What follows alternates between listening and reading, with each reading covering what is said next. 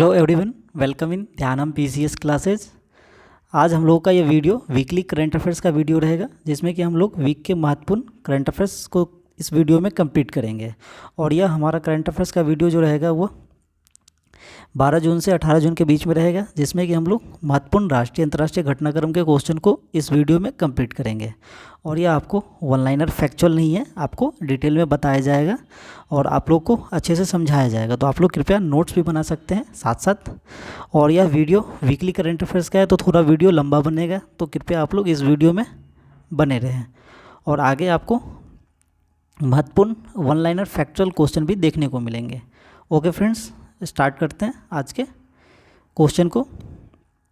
और यदि आप लोग अभी तक इस चैनल पर नए हैं तो कृपया चैनल सब्सक्राइब कर लें, बेल आइकन को दबा लें, जिससे क्या होगा सभी महत्वपूर्ण वीडियो आपको आसानी से प्राप्त हो जाए। जिसमें कि पहला क्वेश्चन है, women's junior hockey Asia cup का खिताब किसने जीता है? और ये इंपॉर्टेंट है फ्रेंड्स। तो जापान के काका मिगहारा में जो आयोजित हुआ था महिला जूनियर हॉकी एशिया कप, उसके 2023 के फाइनल में भारत ने साउथ कोरिया को 2-1 से हराकर अपने नाम किया है। तो फाइनल में किसने विजेता है? तो भारत विजेता है, जिसने साउथ कोरिया को हराया था और वो 2-1 से हराया था। तो यह इंपॉर्टेंट है, तो आप लोग इसे याद रखें। और भारत ने पहली बार इस टूर्नामेंट को अपने नाम किया है, तो यह भी इंपॉर्टेंट है, तो इसलिए आपके लिए यह क्वेश्चन इंपॉर्टेंट है। और यह हाल ही में जो कि पुरुष जूनियर हॉकी एशिया के था, उसमें भी भारत ने जीता था। ओके फ्रेंड्स, अगला क्वेश्चन देख लेते हैं। हाल ही में किसी बॉर्डर सिक्योरिटी फोर्स बीएसएफ के नए महानिदेशक के रूप में नियुक्त किया गया है। और यह बीएसएफ के अभी जो कि हाल ही में महानिदेशक नियुक्त किए गए हैं। तो कैबिनेट की नियुक्ति की समिति द्वारा नितिन अग्रवाल, नाम याद रखें फ्रेंड्स, नितिन अग्रवाल को बीएसएफ का नया महानिदेशक नियुक्त किया गया है। और बीएसएफ जो है, बीएसएफ क्या है? भारत का एक प्रमुख अर्धसैनिक बल है, जो कि विश्व का सबसे बड़ा सीमा सुरक्षा बल है। यह मुख्य रूप से भारत पाकिस्तान और भारत बांग्लादेश की सीमा की रक्षा करता है। तो यह आप नोट करें, नितिन अग्रवाल को बीएसएफ का नया महानिदेशक नियुक्त किया गया है। और बीएसएफ जो है एक प्रकार से देखा जाए तो अर्धसैनिक बल है, जो विश्व का सबसे बड़ा सीमा रक्षक बल, और यह मुख्य रूप से भारत पाकिस्तान भारत बांग्लादेश की सीमा की रक्षा करता है। तो यह इंपॉर्टेंट है। अगला देख लेते हैं। हाल ही में किस राज्य के इसाद आम को जीआई टैग दिया गया है? और यह अभी हाल ही में दिया गया है फ्रेंड, तो ये इंपॉर्टेंट है आगे के एग्जाम के लिए। तो ये कर्नाटक राज्य के अंकोला, कहाँ के हैं फ्रेंड्स? तो कर्नाटक राज्य के अंकोला के इसाद आम को जीआई टैग प्रदान किया गया है। तो ये याद रखें, कर्नाटक। और इसाद आम को इसकी अंगूठी, जो कि सुगंध, स्वाद और आकार के कारण बेहतरीन गुणवत्ता वाले आमों में जाना जाता है। तो यह इंपॉर्टेंट है, जीआई टैग से संबंधित है, जिसमें कि कर्नाटक के यह जो कि आम को, इसाद आम को जीआई टैग प्रदान किया गया है। अगला देख लेते हैं। आईसीसी वर्ल्ड टेस्ट चैंपियनशिप 2023 का खिताब किसने जीता है? और अभी हाल ही में यह संपन्न हुआ, जिसमें कि आप देख सकते हैं ऑस्ट्रेलिया ने भारत को यह हराकर खिताब अपने नाम किया है। और इसकी शुरुआत देखा जाए तो टेस्ट चैंपियनशिप जो कि 2019 से हुआ था, जिसमें कि प्रथम विजेता न्यूजीलैंड बना था। तो यह इंपॉर्टेंट है, क्योंकि अभी हाल ही में समाप्त हुआ है और यह बहुत बड़ा टेस्ट चैंपियनशिप था, लेकिन इसमें भारत की हार हुई है। अगला देख लेते हैं। मई माह का ICC men's player the month किसे चुना गया है? अब मई माह का पूछा जा रहा है, तो यह इंपॉर्टेंट है।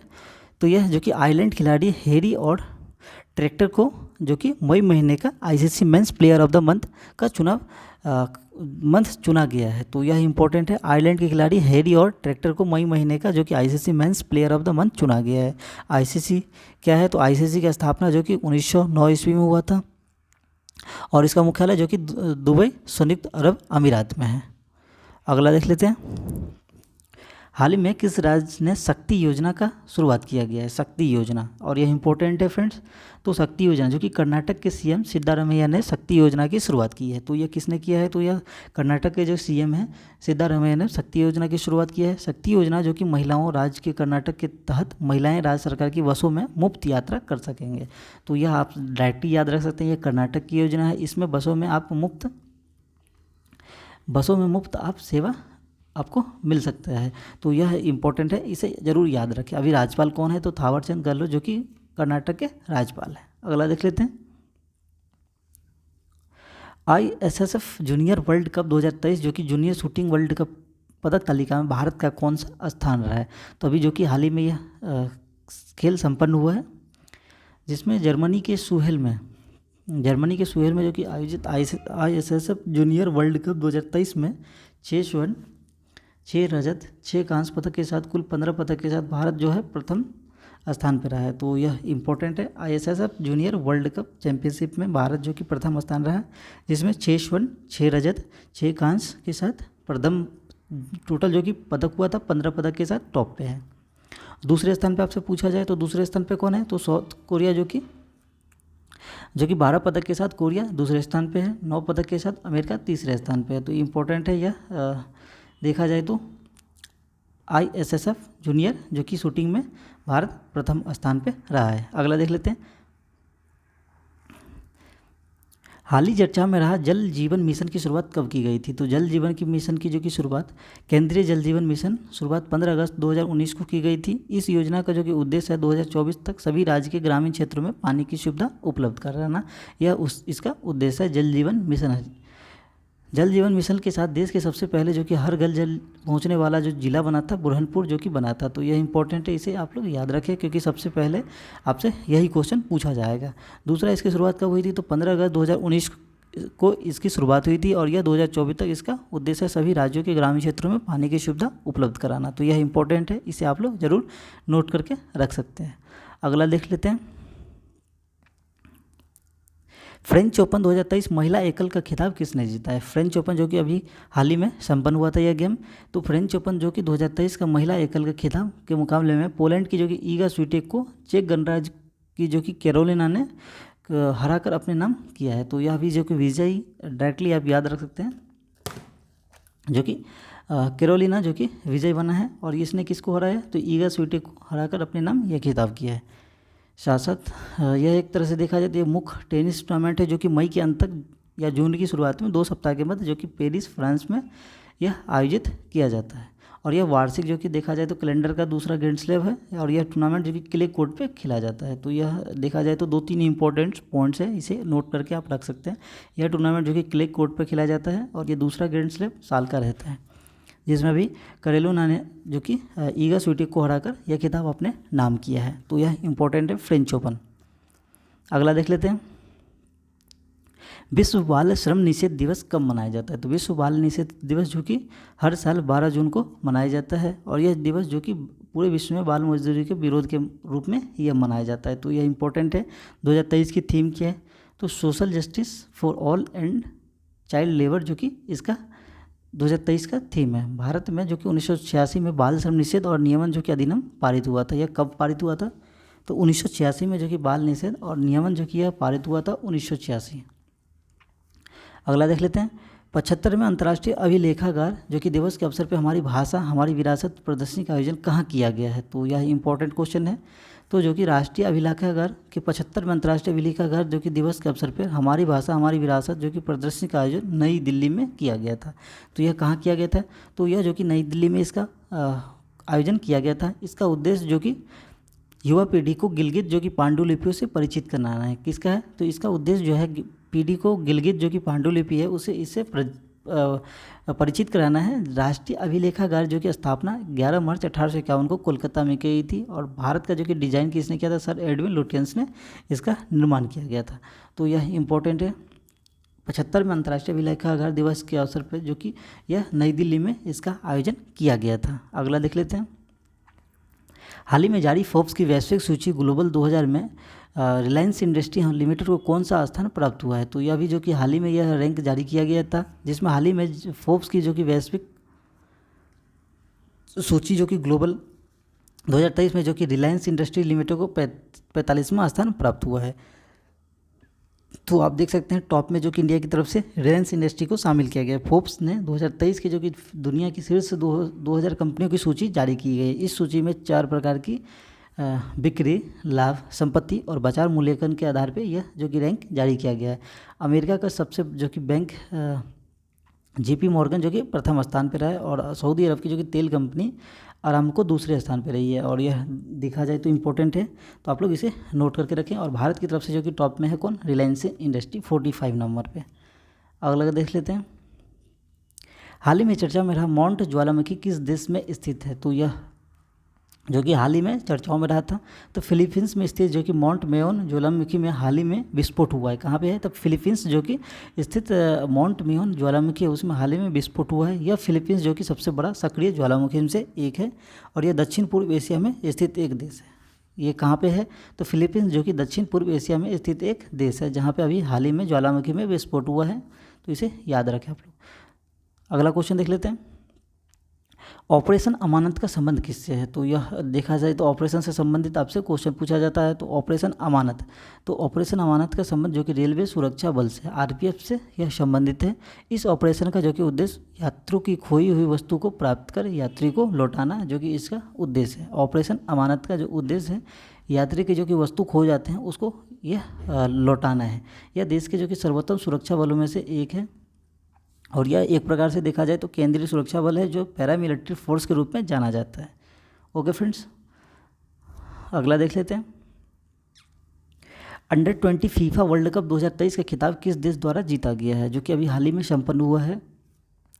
तो उरुग्वे ने इटली को 1-0 से हराकर अंडर 20 फीफा वर्ल्ड कप जो कि 2023 का खिताब अपने नाम किया है। किसने किया है? तो यह उरुग्वे ने इटली को हराकर यह जो खिताब अपने नाम किया है। उरुग्वे ने पहली बार अंडर 20 वर्ल्ड कप जो कि अपने नाम यह खिताब किया है, जिसमें कि फाइनल मुकाबले में अर्जेंटीना के डियागो माराडो जो कि स्टेडियम में यह खेला गया था। यह फाइनल कहाँ खेला गया था? तो अर्जेंटीना के डियागो माराडोना स्टेडियम में खेला गया था और यह एक प्रकार से देखा जाए तो द्विवार्षिक जो कि अंतर्राष्ट्रीय पुरुष युवा फुटबॉल चैंपियनशिप है, जिसमें कि उरुग्वे ने इटली को 1-0 से हराकर अंडर 20 फीफा वर्ल्ड कप अपने नाम किया है। अगला देख लेते हैं। संयुक्त राष्ट्र शैक्षिक वैज्ञानिक और सांस्कृतिक संगठन जो कि यूनेस्को में वर्तमान में कुल सदस्यों की संख्या कितनी है? तो यह यूनेस्को में जो कि वर्तमान में अभी संख्या है वह पूछा जा रहा है। तो आप देख सकते हैं, तो संयुक्त राष्ट्र जो कि वैज्ञानिक और सांस्कृतिक संगठन कौन है? यूनेस्को में कुल सदस्यों की संख्या कितने हैं? 193, 193 इसमें देश है। संयुक्त राष्ट्र की जो कि संस्कृति एजेंसी यूनेस्को की प्रमुख आंद्रे एंजिले, नाम याद रखें, प्रमुख जो कौन है? तो आंद्रे एंजिले ने सोमवार को घोषणा की है कि संयुक्त राज्य अमेरिका यूएसए इसमें फिर से शामिल होने जा रहा है। यह जो कि निर्णय लिया है जो कि अगले महीने इसमें शामिल होगा। तो यूनेस्को की स्थापना 1945 ईस्वी में हुई थी। इसका मुख्यालय जो कि पेरिस फ्रांस में है और अभी चेयर जो कि ऑड्रे एजलो जो कि इसके जो कि चेयरमैन अभी हैं। तो यह इंपॉर्टेंट है। तो आपसे ये भी पूछा जा सकता है जो अभी वर्तमान में हाल ही में जो कि यूनेस्को में कौन सा देश शामिल हुआ है? तो आप लोग डायरेक्टली यूएसए के साथ जा सकते हैं। अगला क्वेश्चन देख लेते हैं। हाल ही में चर्चाओं में रहा जीएम का पूर्ण रूप क्या है? जीईएम जो कि पूछा जा रहा है, इसका पूर्ण नाम क्या है? तो आप देख सकते हैं जीईएम जो कि पूर्ण रूप नाम है पूर्ण गवर्नमेंट जो कि जीएम का रूप है। जीएम जो कि सरकारी विभागों, सार्वजनिक क्षेत्र की इकाइयों और अन्य जो कि एजेंसियों द्वारा वस्तुओं और सेवाओं की खरीद के लिए ऑनलाइन एक प्रकार से मंच है। ठीक है फ्रेंड्स, जिसमें कि वाणिज्य एवं उद्योग मंत्रालय ने रविवार को जारी एक बयान में बताया कि इन कार्यशालाओं को जो कि उद्देश्य क्रेता और विक्रेता के रूप में जीएम के कारोबार को लेकर इसको समान बढ़ाना जो कि इसका उद्देश्य है। तो जीएम एक प्रकार से देखा जाए तो ऑनलाइन जो कि एक प्रकार से सरकारी विभाग की एक प्रकार से कंपनियां हैं, जिसमें आप लोग सब वस्तुओं का सेवाओं की खरीद के लिए ऑनलाइन एक प्रकार से मंच प्रदान करता है। अगला देख लेते हैं। हाल ही में कौन सा देश दुनिया का पहला डिजिटल सरकारी बॉन्ड जारी किया है? तो यह अभी चर्चाओं में है और यह इंपॉर्टेंट है, इसे ज़रूर आप लोग याद रखें। तो इजराइल जो कि दुनिया का पहला डिजिटल सरकारी बॉन्ड जारी किया है और यह तेल अवीव जो कि स्टॉक एक्सचेंज और इजराइल के वित्त मंत्रालय ने एक समर्पित ब्लैक चेन जो कि प्लेटफॉर्म पे कारोबार करने के लिए यह सहमति भी बनाई है। तो यह इंपॉर्टेंट है और यह एक प्रकार से देखा जाए तो अरब में स्थित एक देश है। तो अभी हाल ही में जो कि डिजिटल सरकारी बॉन्ड जारी किया है कौन? इजराइल ने किया है और साथ में जो कि तेल अवीव स्टॉक एक्सचेंज और इजराइल के जो कि वित्त मंत्रालय ने एक समर्पित ब्लॉकचेन प्लेटफॉर्म पे कारोबार करने वाले एक सहमति दर्शाई है। अगला क्वेश्चन देख लेते हैं। सुप्रीम ऑडिट इंस्टीट्यूशन जो कि 20 समिट का आयोजन कहाँ प्रारंभ हुआ है? तो अभी यह पूछा जा रहा है। सुप्रीम ऑडिट इंस्टीट्यूशन जो कि 3 दिवसीय जो कि सुप्रीम ऑडिट इंस्टीट्यूशन जो कि शिखर सम्मेलन 12 जून से गोवा में शुरू किया गया है। कहाँ किया गया है? तो 3 दिवसीय जो कि सुप्रीम ऑडिट नेगोशिएशन शिखर सम्मेलन 12 जून से गोवा में शुरू किया गया है। भारत के नियंत्रक जो कि महालेखक परीक्षक कौन है? तो गिरीश चंद्र मुर्मू ने इसकी अध्यक्षता की है। तो आपसे यह भी पूछा जा सकता है तो सुप्रीम जो कि अभी भारत के नियंत्रक एवं महालेखा कौन है? तो गिरीश चंद्र मुर्मू जो कि अभी इसके अध्यक्ष हैं। अभी 3 दिवसीय जो कि सुप्रीम ऑडिट इंस्टीट्यूशन जो कि शिखर सम्मेलन 12 जून से गोवा में शुरू हुआ है। और यह जो कि इस सम्मेलन की जो कि आप देख सकते हैं समुद्री अर्थव्यवस्था और जवाबदेही के लिए IEI पे चर्चा करना इसका उद्देश्य है। अगला देख लेते हैं, भारत का सबसे बड़ा निवेशक देश कौन बना है? और यह इंपॉर्टेंट है। तो भारत का जो कि सबसे बड़ा निवेशक देश 17.2 अरब डॉलर के साथ निवेश के साथ सिंगापुर भारत में सबसे बड़ा निवेशक बना है। कौन सा बना है? तो सिंगापुर जो कि भारत में सबसे बड़ा निवेशक बना है। इसके बाद मॉरिशस का नंबर आता है और इसके आगे जो कि अमेरिका का स्थान आता है। तो आप देख सकते हैं मॉरिशस और अमेरिका जो कि तीसरे स्थान पे है। हाल ही में जारी जो कि उद्योग और आंतरिक व्यापार संवर्धन विभाग के आंकड़ों के अनुसार संयुक्त अरब अमीरात जो कि बीते वर्ष 22-23 के दौरान भारत में चौथा बड़ा सबसे बड़ा निवेशक बनकर उभरा है। तो आप देख सकते हैं यह इंपॉर्टेंट है। कौन सा है? तो UAE जो कि सबसे बड़ा निवेशक बनकर उभरा है। हाल ही में चर्चाओं में रहा सागर समृद्धि का संबंध किस मंत्रालय से है? तो सागर समृद्धि तो आप देख सकते हैं तो यह केंद्रीय पतन पोत परिवहन और जलमार्ग मंत्री कौन है? तो सर्बानंद सोनोवाल ने सागर समृद्धि ऑनलाइन ड्रेजिंग निगरानी प्रणाली लॉन्च की है। तो यह जो कि आपसे लॉन्च किसने किया यह भी पूछा जा सकता है। तो यह जल मंत्री कौन है? सर्बानंद सोनोवाल ने सागर समृद्धि ऑनलाइन जो कि ट्रेजिडी निगरानी प्रणाली की लॉन्च किया है। और ये सागर समृद्धि एक प्रकार से देखा जाए तो ऑनलाइन ट्रेजिडिंग मॉनिटरिंग सिस्टम है जिसका उद्देश्य पतन पोत परिवहन एवं जलमार्ग मंत्रालय के वेस्ट टू वेल्थ जो कि अभियान के गति प्रदान करता है। तो यह इंपॉर्टेंट है। और यह कोचीन बंदरगाह और मुंबई बंदरगाह इस प्रणाली को अपना चुका है। तो आपसे यह भी पूछा जा सकता है जो इस प्रणाली को सागर समृद्धि जो कि योजना है यह किस बंदरगाह ने अपना चुका है? तो आपको 2 ऑप्शन दे सकते हैं और सिंगल भी ऑप्शन दे सकते हैं। तो आप ये लोग नाम याद रखें, कोचीन बंदरगाह और मुंबई बंदरगाह। अगला देख लेते हैं, state of India's environment 2023 report के अनुसार पर्यावरण मामले में प्रथम स्थान पे कौन सा राज्य रहा? पर्यावरण जो कि इससे पूछा जा रहा है। तो गैर लाभकारी जो कि संगठन कौन है? Centre for science and environment ने स्टेट ऑफ इंडिया जो कि एनवायरनमेंट रिपोर्ट जारी की है। इस वर्ष की रिपोर्ट में 4 मापदंडों के आधार पर भारतीय राज्यों की रैंकिंग दी गई है। तो आप लोग इसे नोट करके रख सकते हैं। इसमें 4 प्रकार से रैंकिंग दी गई है जिसमें पर्यावरण, कृषि, वाणिज्य, सार्वजनिक स्वास्थ्य और जो कि बुनियादी ढांचा के तौर पे यह रैंक जारी किया गया है state of India's environmental report, जिसमें आप देख सकते हैं पर्यावरण, कृषि और सार्वजनिक स्वास्थ्य और जो कि बुनियादी ढांचा हुए हैं। इस रिपोर्ट में तेलंगाना शीर्ष पर रहा है। तो यह इंपॉर्टेंट है, इसे आप लोग नोट करें। तेलंगाना जो कि इसमें टॉप पर है। इसके अलावा गुजरात, गोवा और महाराष्ट्र का स्थान है। राजस्थान और नागालैंड जो कि निचले पायदान पे है। और कृषि क्षेत्र में देखा जाए तो मध्य प्रदेश शीर्ष पे रहा है। तो यह इंपॉर्टेंट है जो कि state of India environment report अभी जारी किया गया है राज्य वाइज। अगला देख लेते हैं, पहले राष्ट्रीय प्रशिक्षण सम्मेलन का उद्घाटन किसके द्वारा किया गया है? तो पहले जो कि राष्ट्रीय प्रशिक्षण पूछा जा रहा है तो प्रधानमंत्री नरेंद्र मोदी ने 11 जून को नई दिल्ली में स्थित प्रगति मैदान में जो कि अंतर्राष्ट्रीय प्रदर्शनी और सम्मेलन केंद्र में देश के पहले राष्ट्रीय प्रशिक्षण सम्मेलन का उद्घाटन किया है। तो यह किसने किया है? तो प्रधानमंत्री नरेंद्र मोदी ने इसका उद्घाटन किया है। और ये जो कि राष्ट्रीय प्रशिक्षण सम्मेलन की जो कि मेजबानी 11 जून को नई दिल्ली में किया गया है। और यह उद्देश्य जो देखा जाए तो उद्देश्य क्या है? देश भर में प्रशासनिक रूप से सेवा प्रशिक्षण संस्थानों के बीच सहयोग को बढ़ावा इसका उद्देश्य है। अगला देख लेते हैं, हाल ही में मेंढक जो कि हाई रूपस्वा जो कि एथनिक फ्लावर फेस्टिवल का आयोजन कहाँ किया गया है? तो यह इंपॉर्टेंट है।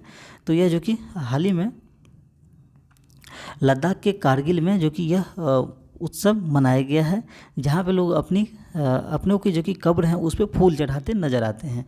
तो यही इंपॉर्टेंट है। आपसे यह भी पूछा जा सकता है इसमें क्या लोग द्वारा किया जाता है? तो इसमें लोग जो है अपने अपने जो कि कब्र रहते हैं अपनों के उस पर फूल चढ़ाते हैं। और इस दिन जो कि गुरुवार या शनिवार को पहाड़ों से ये लोग फूल तोड़ते हैं और सुबह सुबह फूलों की उनकी आत्मा के लिए प्रार्थना और उनकी कब्रों पे चढ़ाया जाता है। तो यह इंपॉर्टेंट है।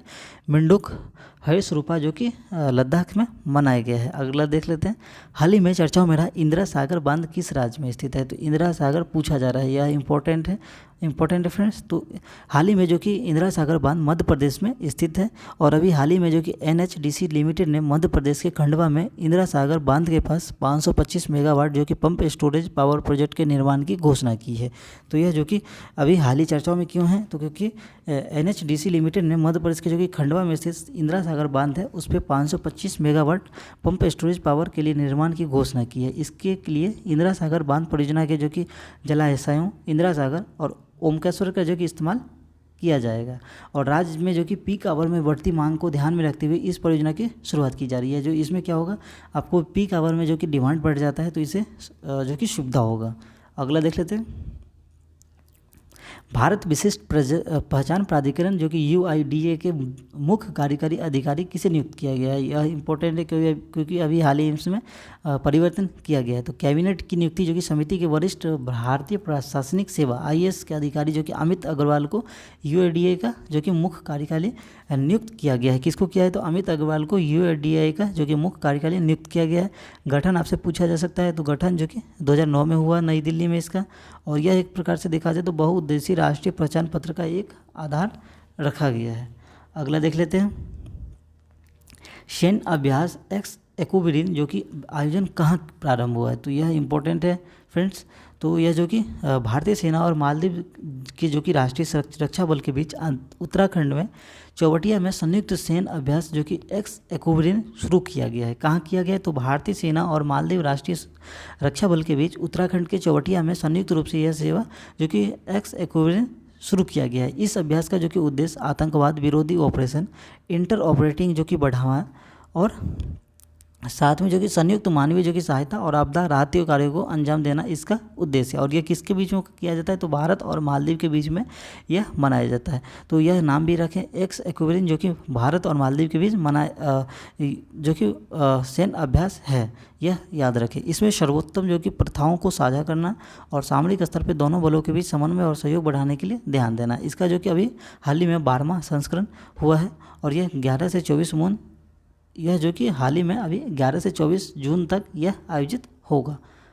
कौन सा होगा, तो एक्विरिन जो कि भारत और मालदीव के बीच में सैन्य अभ्यास है जो कि 11 से 24 जून तक चलेगा। अगला देख लेते हैं, मोहनपुरा कुंडालिया जो कि सिंचाई परियोजना किस राज्य से संबंधित है। तो यह इंपॉर्टेंट है। तो मोहनपुरा कुंडालिया जो कि सिंचाई संबंध मध्य प्रदेश से, कहाँ से है, तो मध्य प्रदेश से संबंधित है। अभी हाल ही में जो कि मध्य प्रदेश के राजगढ़ जिले में स्थित मोहनपुरा कुंडालिया सिंचाई परियोजना का लोकार्पण जो कि गृह मंत्री अमित शाह द्वारा किया गया है। मोहनपुरा कुंडालिया सिंचाई परियोजना नेवेज नदी पर स्थित है। कहाँ पे है, यह भी याद रखें फ्रेंड्स। तो यह जो कि नेवेज नदी पे स्थित है मोहनपुरा कुंडालिया सिंचाई परियोजना मध्य प्रदेश में। अगला देख लेते हैं, UEFA चैंपियंस लीग का जो कि किसने जीता। UEFA जो कि अभी हाल ही में संपन्न हुआ है ये गेम, और इसमें मैनचेस्टर सिटी ने जो कि इंटर मिलान को 1-0 से हराकर UEFA चैंपियंस लीग का खिताब अपने नाम किया है। इसमें कौन विजयी रहा है, तो मैनचेस्टर सिटी जो कि इंटर मिलान को 1-0 से हराकर यह खिताब अपने नाम किया है। मैनचेस्टर सिटी जो कि फुटबॉल क्लब है और मैनचेस्टर में स्थित एक अंग्रेजी फुटबॉल क्लब है। यूरोपीय जो कि फुटबॉल संघों के बीच UEFA द्वारा आयोजित एक वार्षिक जो कि महाद्वीपीय फुटबॉल क्लब प्रतियोगिता है, जिसमें कभी हाल ही में मैनचेस्टर सिटी ने इंटर मिलान को हराया है। इंपॉर्टेंट है। अगला देख लेते हैं, हाल ही में आयोजित पेरिस डायमंड लीग में भारतीय खिलाड़ी मुरली श्रीशंकर ने कौन सा पदक जीता है। तो अभी इंपॉर्टेंट है फ्रेंड्स, मुरली श्रीशंकर।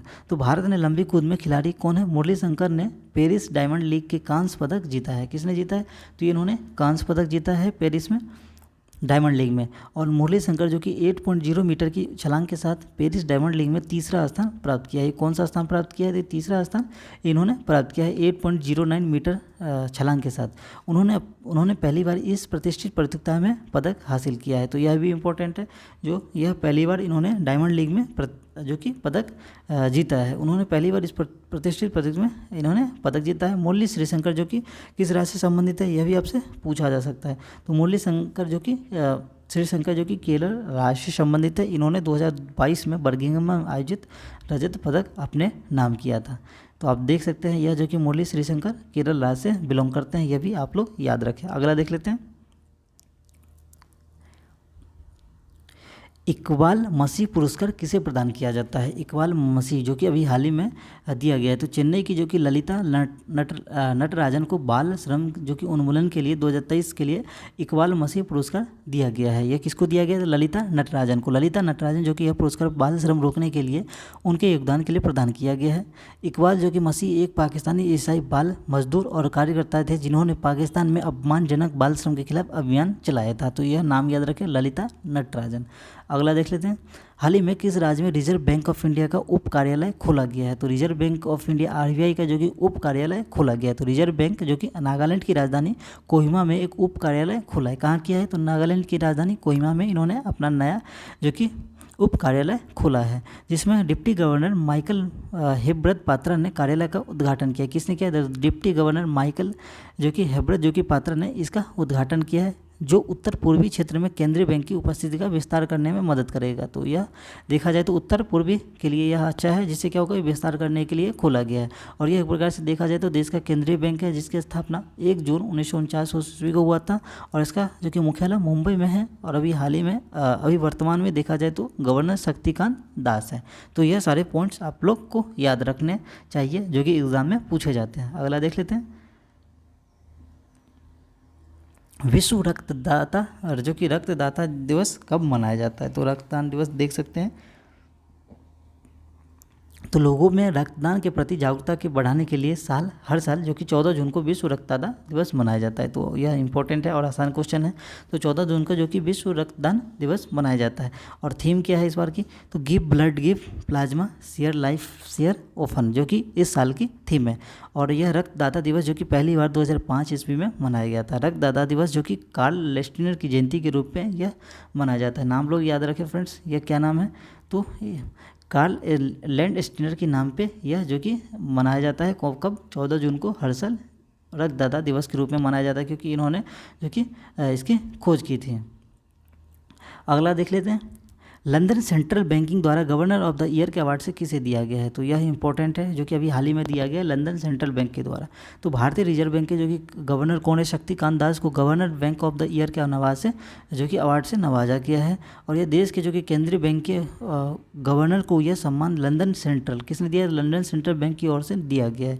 सेंट्रल बैंकिंग के अनुसार आरबीआई गवर्नर शक्तिकांत दास ने देश में कई अहम सुधार किए। उन्होंने मुश्किल समय में भारत को जो कि नेतृत्व किया था। तो इस बिहाफ पे देखा जाए तो भारतीय रिजर्व बैंक के गवर्नर शक्तिकांत दास को लंदन सेंट्रल बैंक द्वारा governor of the year award दिया गया है। तो इंपॉर्टेंट है। अगला देख लेते हैं, सिपरी की ईयर बुक 2023 के अनुसार सर्वाधिक परमाणु जो कि शस्त्र वाला देश कौन सा है? तो आप लोग इस क्वेश्चन से आप लोग अवगत होंगे, जिसमें कि अमेरिका जो कि सबसे हर बार टॉप पे रहता है। तो सिपरी की जो कि ईयर बुक 23 के अनुसार सर्वाधिक परमाणु शस्त्र वाला देश कौन सा है? जिसमें कि अभी रूस है। आप लोग यह याद रखें, क्योंकि आप लोग बार बार अमेरिका के साथ चले जाते हैं। तो इसको आप लोग करेक्शन जरूर करें, क्योंकि रूस जो कि सबसे परमाणु शस्त्र वाला देश बना है। उसके बाद किसका नंबर आता है? रूस के बाद अमेरिका का नाम है दूसरे स्थान पर आता है। रिपोर्ट के अनुसार विश्व का जो कि 9 देशों के पास परमाणु हथियार है। तो यह भी पूछा जा सकता है जो कितने देशों के पास परमाणु हथियार है? तो 9 टोटल पर 9 देश हैं जिसके पास अपना परमाणु हथियार है। इसमें देखा जाए तो रूस, अमेरिका, यूके, चीन, France, Pakistan, Bharat, north Korea और इजराइल के पास अपना जो कि परमाणु हथियार है। और यह जो कि सिपरी जो कि प्रकार से देखा जाए तो Stockholm international peace research institute जो कि इसका फुल फॉर्म है, पूर्ण रूप है, और मुख्यालय इसका स्वीडन जो में है। तो यह इंपॉर्टेंट है, जो कि आप लोग इसे याद रखें। इसमें जो कि रूस जो कि सर्वाधिक परमाणु शस्त्र वाला देश है, तो टॉप पे नंबर 1 पे आता है। अगला देख लेते हैं, WHO के जो कि health of all film festival में किस भारतीय डॉक्यूमेंट्री प्रदान किया गया है? तो यह जो कि आपसे पूछा जा रहा है, health of all film festival जो कि भारतीय डॉक्यूमेंट्री किसे प्रदान किया गया? तो जिनेवा में जो विश्व स्वास्थ्य संगठन के मुख्यालय में आयोजित 4थे वार्षिक health for all film festival में जो कि when climate change turns violent जो कि नामक डॉक्यूमेंट्री ने हेल्थ फॉर श्रेणी में एक विशेष पुरस्कार जीता है। किसने किया है? तो फेस्टिवल में when climate change turns violent जो कि नामक डॉक्यूमेंट्री है उसने यह खिताब अपने नाम किया है। यह डॉक्यूमेंट्री का जो कि निर्देशन राजस्थान की जो कि वंदिता सहारिया ने किया था। पूछा जा सकता है जो इसका निर्देशन मतलब डायरेक्शन किसने किया है? तो ये राजस्थान की जो कि वंदिता सहारिया ने इसका जो कि डायरेक्शन किया था। और यह देखा जाए तो WHO द्वारा यह जो कि WHO द्वारा आयोजित जो कि ऑनलाइन पुरस्कार समारोह हर साल मई जून के बीच में होता है। तो यह इंपॉर्टेंट है। आप लोग इसके जो कि अभी हाल ही में डॉक्यूमेंट्री फिल्म का नाम याद रख सकते हैं, क्योंकि ये पूछा जा सकता है। तो व्हेन क्लाइमेट चेंज जो कि टर्न्स वायलेंट इसका नाम है। तो अगला देख लेते हैं, ग्रीन पीस जो कि India report spare the air के अनुसार भारत का सबसे प्रदूषित शहर कौन सा बना है। तो यह इंपॉर्टेंट है फ्रेंड्स, जरूर इसे याद रखें। तो ग्रीन पीस जो कि इंडिया की रिपोर्ट स्पेयर द एयर के अनुसार भारत का सबसे प्रदूषित शहर कौन है, बेंगलोर बना है। तो यह इंपॉर्टेंट है, जिसमें कि बेंगलुरु को पहला रैंकिंग दिया है ग्रीन पीस इंडिया रिपोर्ट के अनुसार। तो ग्रीन पीस इंडिया के वायु प्रदूषण पे आपकी नवीनतम रिपोर्ट में कहा है कि बेंगलुरु के लोग WHO के निर्देशों के अनुसार 5 गुना खराब हवा सांस ले रहे हैं। कितना गुना, यह भी पूछा जा सकता है। तो यह जो कि WHO की रिपोर्ट है उसके हिसाब से देखा जाए तो 5 गुना खराब हवा ये लोग सांस में ले रहे हैं। तो यह देखा जाए तो गलत है, इस पर ध्यान देने की आवश्यकता है। तो इसमें बेंगलुरु जो कि टॉप पे रहा है। अगला देख लेते हैं, डिजिटल भुगतान के मामले में कौन सा देश दुनिया का सबसे जो कि सर्वश्रेष्ठ देश बना है। तो यह आप लोग इस बात को भलीभांति जानते होंगे। तो माई गवर्नमेंट जो कि इंडिया के आंकड़ों के अनुसार डिजिटल भुगतान के मामले में दुनिया का जो कि शीर्ष पे कौन सा देश है, तो भारत जो कि शीर्ष पे बना है। इसके साथ ही भारत बड़े पैमाने पर जो कि अभिनव समाधानों को अपनाने के लिए यह बदलाव आया है, और यह जो कि कैशलेस देखा जाए तो अर्थव्यवस्था की ओर बढ़ रहा है।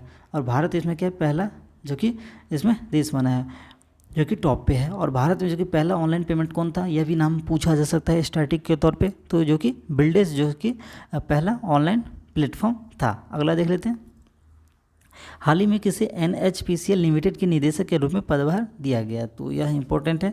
तो उत्तम लाल जो कि भारत की प्रमुख जलविद्युत कंपनी NHSM जो कि PC लिमिटेड के निदेशक के रूप में कार्यभार इन्होंने ग्रहण किया है। नाम याद रखें, उत्तम लाल, जो कि अभी हाल ही में NHPC की जो कि लिमिटेड के निर्देशक के रूप में कार्यभार लिया है। और NHPC जो कि लिमिटेड देखा जाए तो भारत का सबसे बड़ा जल विद्युत विकास संगठन है, और इसके चेयरमैन कौन है, राजीव कुमार बिश्नोई, जो कि अभी हाल इसके चेयरमैन है। तो इसे भी आप लोग याद रखें। अगला देख लेते हैं, हाल ही में किस राज्य सरकार ने ई सरकारी योजना को मंजूरी दी है। तो ई सरकारी योजना जो कि किस राज्य सरकार ने मंजूरी दी है, तो मध्य प्रदेश सरकार ने जो कि ई सरकार सॉरी फ्रेंड्स, मैंने ई सरकार बोला, इसका नाम है ई स्कूटी योजना, जो कि मंजूरी दिया गया है। ई स्कूटी योजना जो कि इसके अंतर्गत स्कूल में सर्वाधिक अंक प्राप्त करने वाले एक छात्र और एक छात्र को स्कूटी दिया जाएगा, और यह मध्य प्रदेश द्वारा आयोजित एक योजना है। तो यह देखा जाए तो अच्छा है, इनिशिएटिव है, इम्पोर्टेंट है। और मध्य प्रदेश के जो कि अन्य जो कि योजना है, जिसमें खेत तालाब योजना है, दीनदयाल रसोई योजना है, मुख्यमंत्री तीर्थ दर्शन योजना है, जो कि अन्य योजना में यह शामिल है।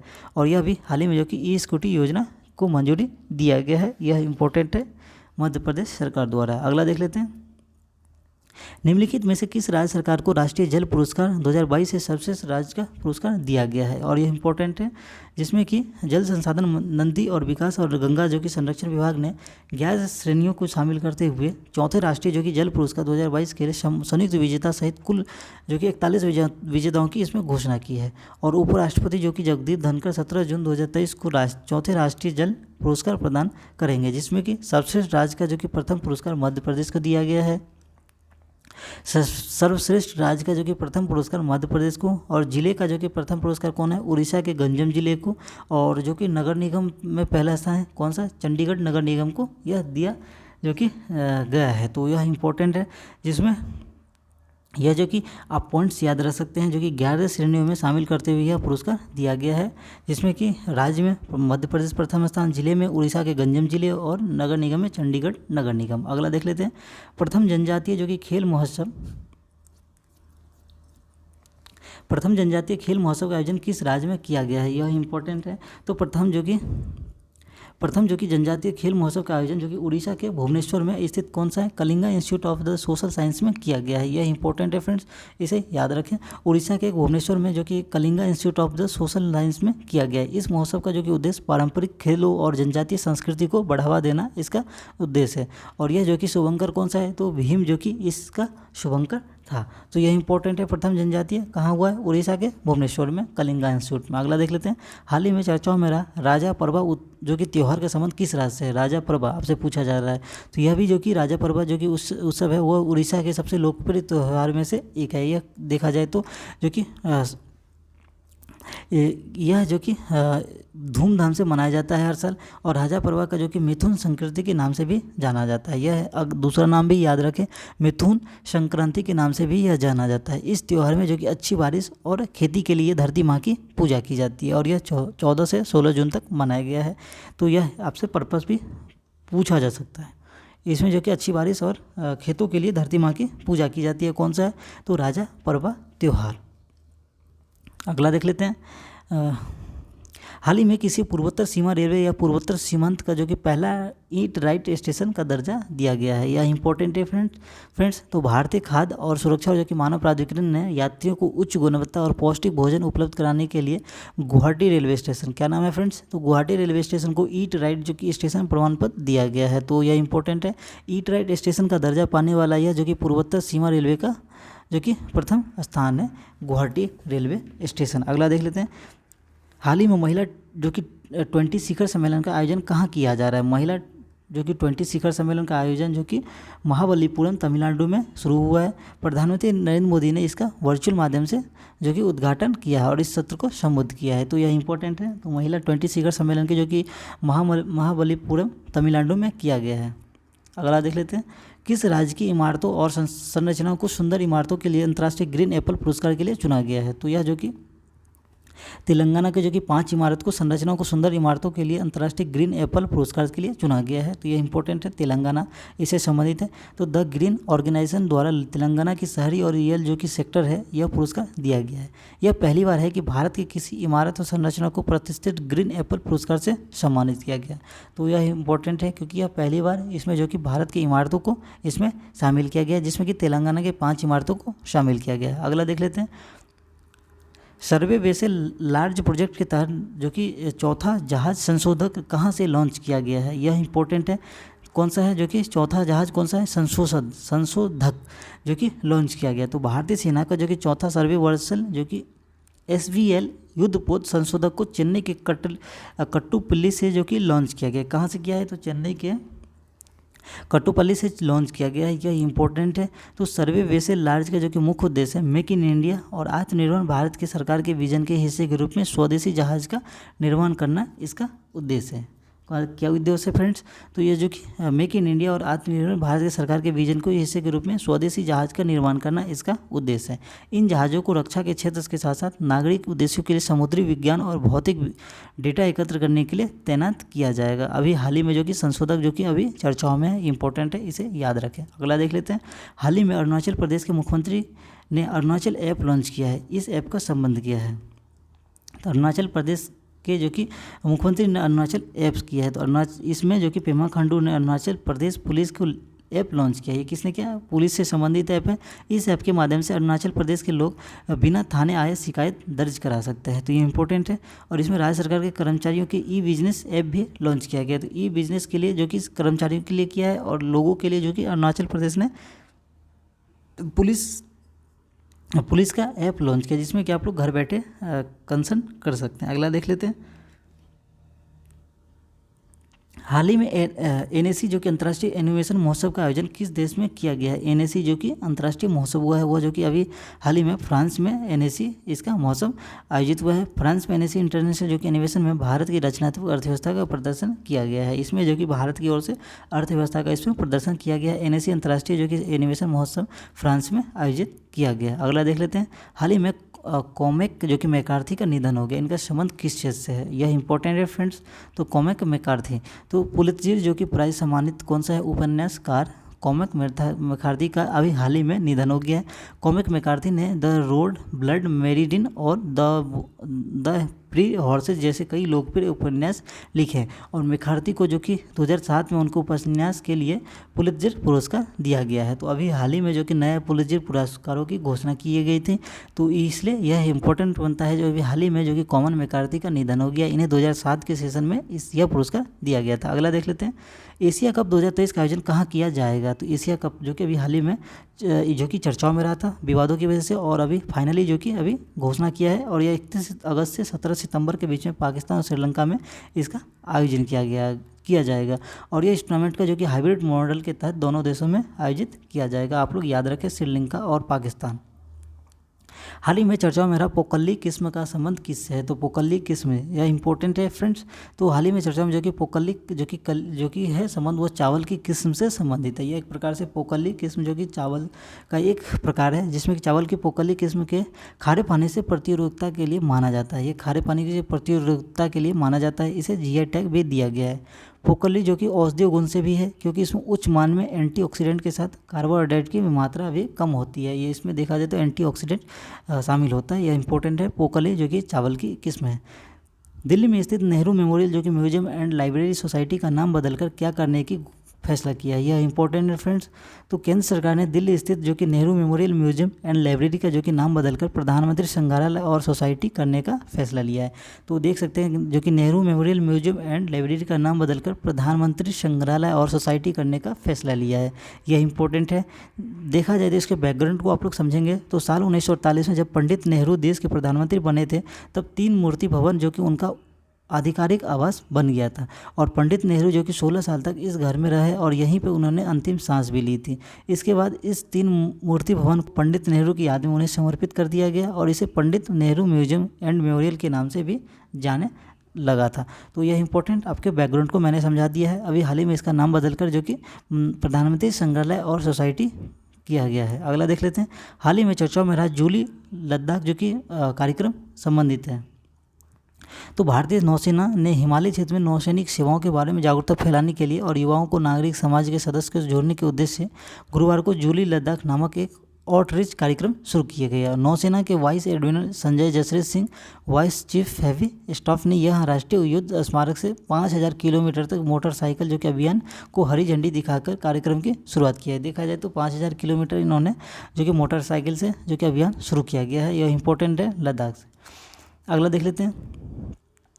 रॉयटर इंस्टीट्यूट की डिजिटल जो कि रिपोर्ट 2023 के अनुसार देश के सबसे भरोसेमंद इलेक्ट्रॉनिक मीडिया संगठन कौन सा है? यह इंपॉर्टेंट है फ्रेंड्स क्योंकि जो कि रॉयटर्स इंस्टीट्यूट की जो कि डिजिटल न्यूज़ रिपोर्ट 2023 के हिसाब से देखा जाए तो डीडी इंडिया और आकाशवाणी जो कि देश का सबसे अधिकतर विश्वसनीय मीडिया संगठन घोषित किया गया है। डीडी इंडिया और आकाशवाणी जो कि देश का सबसे विश्वसनीय मीडिया घोषित किया गया है। यह एक वार्षिक रिपोर्ट है जिसमें रिपोर्ट के अनुसार समाचार की बदलती गतिशीलता, समाचार पर जो कि डिजिटल प्रौद्योगिकी के प्रभाव और डिजिटल युग में समाचार की जो कि उभरती भूमिका को जांच करना इसका उद्देश्य रहता है। रॉयटर इंस्टीट्यूट ऑफ इंडिया ने जो कि अभी हाल ही में डीडी इंडिया और आकाशवाणी को सबसे भरोसेमंद जो कि बताया है। अगला देख लेते हैं। हाल ही में चर्चाओं में रहा खिलाड़ी अदिति गोपीचंद का संबंध किस खेल से? अदिति गोपीचंद तो जो कि भारतीय तीरंदाज अदिति गोपीचंद ने कोलंबिया में जो कि मेडनेन में चल रहे तीरंदाजी जो कि विश्व कप के तीसरे चरण के दौरान महिलाओं के कंपाउंड क्वालिफिकेशन राउंड में अंडर 19 विश्व रिकॉर्ड तोड़कर इतिहास रच दिया। यह इंपॉर्टेंट है क्योंकि इन्होंने कोलंबिया के मेडलिन में जो कि चल रहे तीरंदाजी जो कि विश्व कप तीसरे चरण में इन्होंने महिलाओं के कंपाउंड क्वालिफिकेशन राउंड में इन्होंने जो कि विश्व रिकॉर्ड तोड़ दिया है। 16 वर्षीय अदिति ने 720 में कुल से 711 अंक हासिल करके अपना शीर्ष स्थान बनाया है। यह इंपॉर्टेंट है। तो अदिति गोपीचंद जो कि कोलंबिया में आयोजित में इन्होंने रिकॉर्ड बनाया है। अगला देख लेते हैं। विश्व बैंक ने दक्षिण एशिया की अपनी पहली सड़क परियोजना जो कि किस शहर में की है? तो वर्ल्ड बैंक द्वारा दक्षिण एशिया की जो कि पहली सड़क है वह सुरक्षा परियोजना कहाँ पे की गई? तो हाल ही में जो कि विश्व बैंक द्वारा बांग्लादेश सरकार के साथ ढाका में जो कि 358 मिलियन अमेरिकी डॉलर के साथ समझौते पे एक हस्ताक्षर किया है जिसमें यह जो कि समर्पित सड़क सुरक्षा परियोजना शुरू किया गया है। यह परियोजना जो कि सड़क सुरक्षा में सुधार लाने और चयनित शहरों को उच्च जोखिम वाले राजमार्गों और जिला सड़कों में सड़क दुर्घटनाओं से होने वाले मौतों और चोटों को कम करना इसका जो कि प्रयास रहेगा। यह जो कि बांग्लादेश के ढाका में जो कि रोड में यह जो कि समझौता किया गया। अगला देख लेते हैं।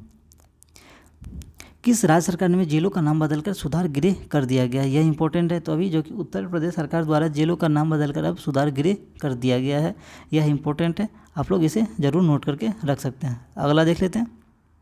लिंग सामाजिक मानदंड सूचकांक किसके द्वारा जारी किया गया है? लिंग तो यह जो कि संयुक्त राष्ट्र विकास जो कि कार्यक्रम कौन है? यूएनडीपी द्वारा लिंग सामाजिक जो कि मानदंड सूचकांक लॉन्च किया गया। यह किसके द्वारा? यूएनडीपी द्वारा। यह रिपोर्ट जो कि 4 आयामों पर आधारित है। शैक्षिक, राजनीतिक, आर्थिक और भौतिक जो कि अखंडता इसमें शामिल किया गया है। यूएनडीपी जो कि सबसे कम विकसित देशों की सहायता और विकासशील देशों को विशेष सलाह, प्रशिक्षण और अनुदान सहायता प्रदान करता है। यह राष्ट्रों के बीच तकनीकी और निवेश सहयोग को बढ़ावा देने के एक एजेंसी है। इसे आप लोग याद करें, यूएनडीपी यूनाइटेड जो कि संयुक्त राष्ट्र विकास कार्यक्रम के तहत जो कि यह किसके द्वारा लिंग जो कि अभी सामाजिक मानदंड सूची जारी की गई थी यूएनडीपी द्वारा। अगला देख लेते हैं, विश्व मरुस्थलीकरण देख सकते हैं फ्रेंड। तो विश्व मरुस्थलीकरण और सूखा रोकथाम दिवस कब मनाया जाता है? तो विश्व मरुस्थलीकरण और रोकथाम दिवस जो कि प्रत्येक वर्ष 17 जून को यह मनाया जाता है। कौन सा दिवस? तो मरुस्थलीकरण और सूखा रोकथाम दिवस। यह विश्व जो कि रेगिस्तान और सूखा रोकथाम दिवस है, लोगों को उपजाऊ भूमि और मरुस्थल होने से रोकने के प्रचार प्रसार करने के लिए पूरे विश्व में मनाया जाता है। यह विश्व मरुस्थलीकरण और सूखा रोकथाम दिवस हर साल 17 जून को मनाया जाता है। यह इंपॉर्टेंट क्वेश्चन थे फ्रेंड्स।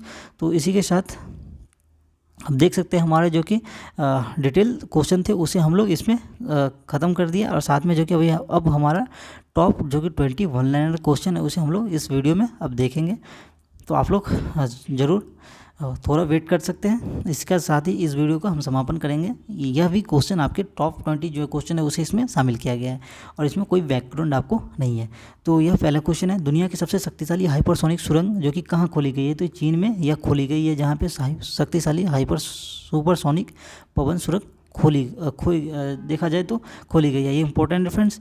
किस देश के पूर्व राष्ट्रपति पर गोपनीय दस्तावेजों के मामले में अभियोग जो कि लगाया गया है? यह इंपॉर्टेंट है। तो अमेरिका के जो कि राष्ट्रपति है उस पर गोपनीय दस्तावेजों के मामले में अभियोग लगाया गया है। अगला देख लेते हैं, पुष्प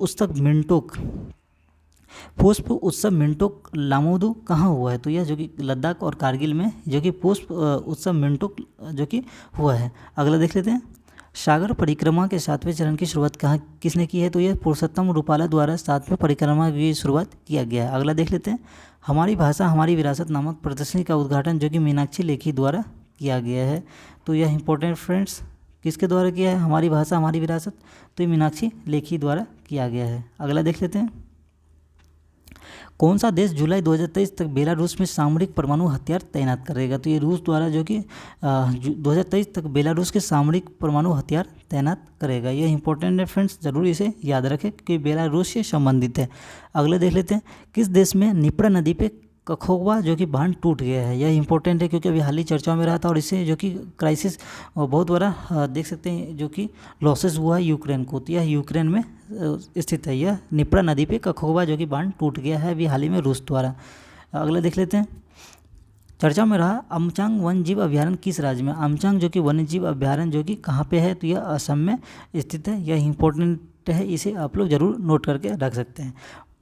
मंगल ढिल्लों का निधन हो गया, वो कौन थे? तो मंगल ढिल्लों जो कि इसका निधन हो गया, यह जो एक प्रकार से अभिनेता थे।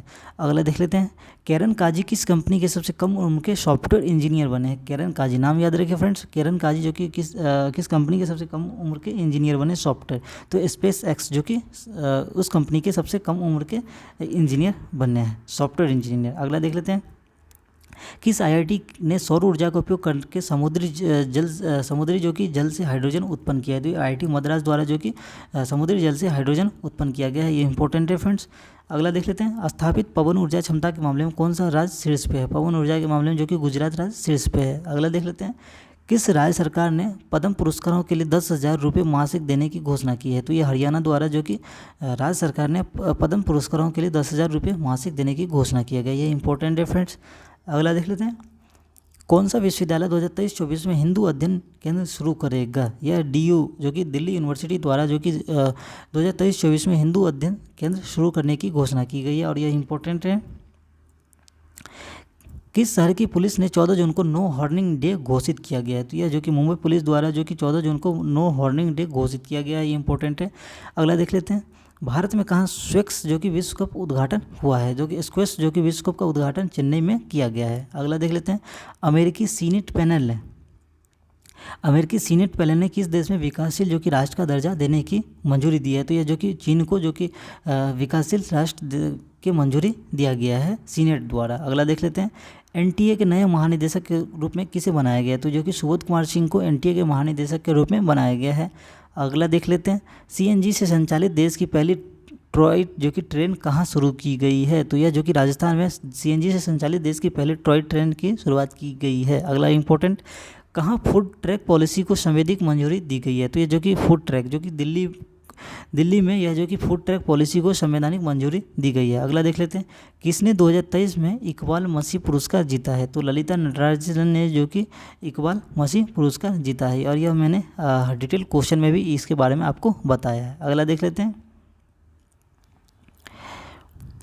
किस राज्य में जो कि बिहू कुह उत्सव मनाया गया है? तो ये जो कि अरुणाचल प्रदेश में बिहू कुह जो कि उत्सव मनाया गया है, और यह इंपॉर्टेंट है फ्रेंड्स, क्योंकि यह संबंधित क्वेश्चन पूछे जाते हैं। अगला देख लेते हैं, कौन सा राज्य धर्मांतरण विरोधी कानून को खत्म करेगा? तो जो कि कर्नाटक में जो कि धर्मांतरण कानून लागू था उसे हटाया जाएगा। कर्नाटक जो कि अभी हाल ही में नए सरकार की गठन कांग्रेस द्वारा किया गया था, और उसमें मैनिफेस्टो में यह शामिल किया गया था। अगला देख लेते हैं, अंतर्राष्ट्रीय ग्रीन एप्पल अवार्ड किसे दिया गया? तो अंतर्राष्ट्रीय ग्रीन एप्पल जो कि तेलंगाना को दिया गया है, अंतर्राष्ट्रीय ग्रीन एप्पल अवार्ड।